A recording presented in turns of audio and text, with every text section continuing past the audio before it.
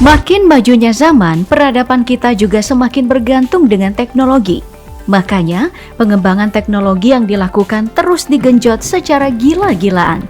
Salah satu topik yang terus hangat dibicarakan adalah keberadaan dari kecerdasan buatan atau artificial intelligence.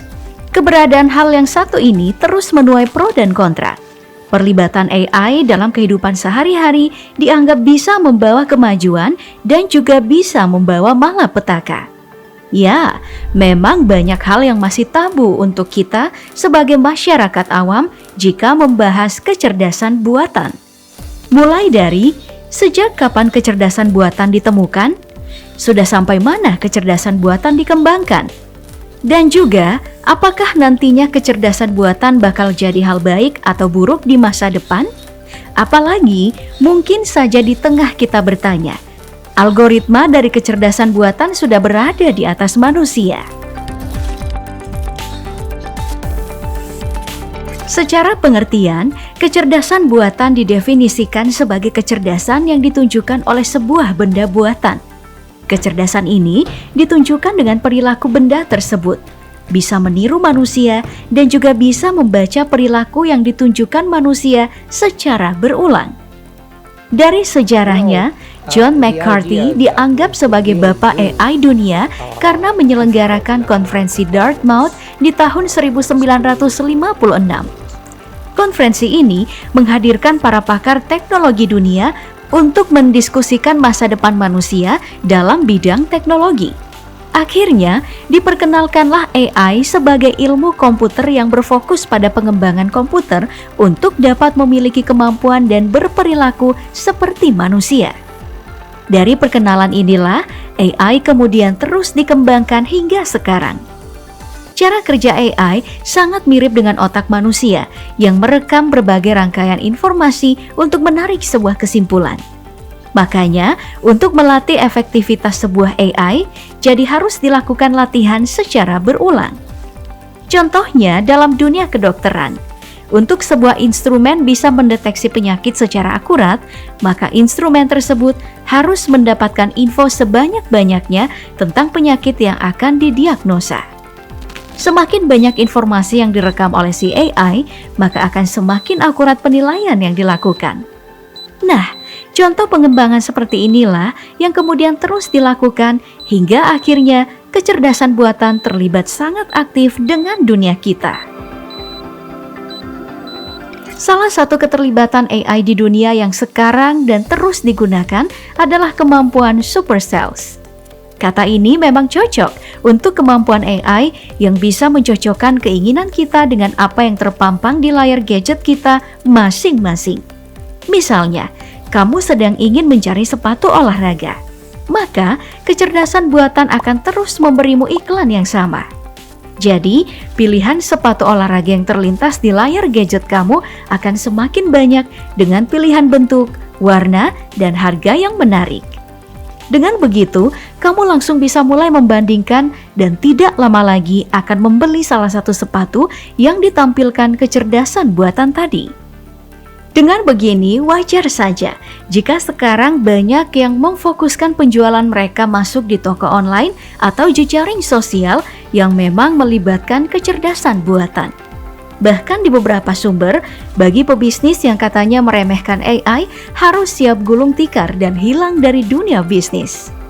Selain menjadi sales yang super lihai dan juga bisa mendiagnosa penyakit, lewat algoritma yang dimasukkan ke sebuah AI dan dukungan data seperti CT scan, MRI, X-ray, dan data medis lainnya. Dalam satu titik tertentu, kecerdasan buatan akan mampu mendiagnosa penyakit dengan tepat. Dalam sebuah penelitian di Amerika Serikat menyimpulkan kalau tingkat akurasi diagnosa dan klasifikasi penyakit yang dibuat oleh AI bisa menyentuh angka 96,1%.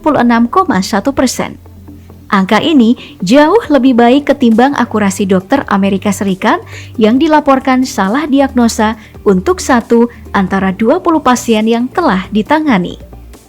Keterlibatan AI dalam hidup manusia bukan cuma soal data doang yang dikerjakan lewat otak-otak komputer mereka. Di sebuah restoran Cina, AI bahkan menjadi koki, pelayan, hingga resepsionis. Dengan teknologi ini, kita harus siap-siap seluruh pekerjaan akan diambil alih oleh robot dengan kecerdasan buatan. Dan tentu saja, para pemodal makin suka jika mereka menggunakan perangkat berbasis AI alih-alih mempekerjakan manusia. Bukankah mesin tidak pernah mengeluh dan mesin mungkin tidak mogok kerja menuntut kenaikan gaji? Jadi, pekerjaan optimal tanpa harus mengeluarkan biaya tambahan. Jadi, entah apakah AI ini berkah ataukah bencana bagi manusia. Karena kalau bicara soal bencana, AI juga membawa sebuah teknologi bernama deepfake. Salah satu contohnya video berikut. Today we are launching an investment project that is working right now. If you see this video, absolutely everyone can earn in it. Everything is very simple. Ya, bagi orang yang ahli dengan teknologi, mungkin saja bisa langsung tahu kalau yang bicara tadi bukan Elon Musk beneran, tapi sebuah video rekayasa yang dibuat oleh kecerdasan buatan. Bahayanya lagi, hal yang dulunya cuman buat lucu-lucuan ini sering digunakan untuk menipu banyak orang. Jadi bisa dibilang kalau kecerdasan buatan memang punya sisi gelap yang begitu besar. Melihat keterlibatan AI dalam kehidupan manusia di zaman sekarang serta perkembangannya yang begitu pesat, tentu kita bertanya, bagaimana wajah dunia di masa depan? Apakah sama dengan film Terminator di mana robot menjajah manusia, atau sama dengan film Wall-E di mana manusia jadi gendut saking nyamannya hidup gampang? Untuk menjawab hal tersebut, sebenarnya sudah ada banyak hal yang bisa kita lihat.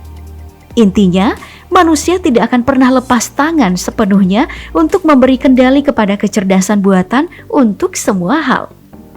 Hal utama yang menyebabkan manusia harus terus terlibat adalah keberadaan orang jahat.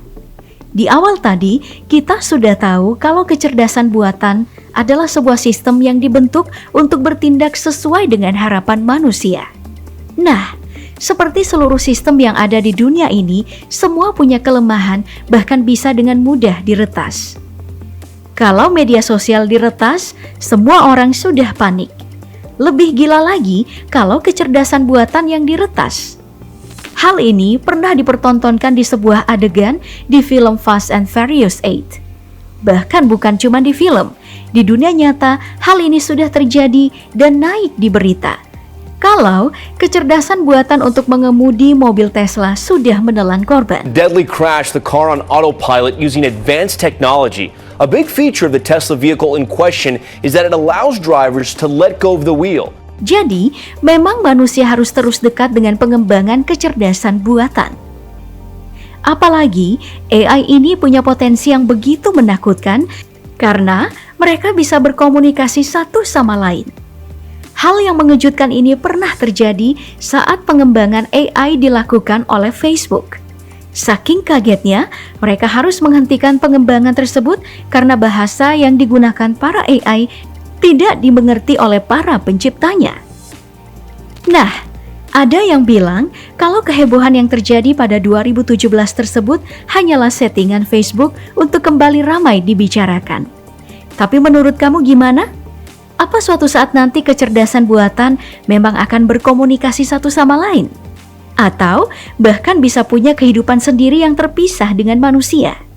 Sebutkan jawaban kamu di kolom komentar dan sampai jumpa di video berikutnya.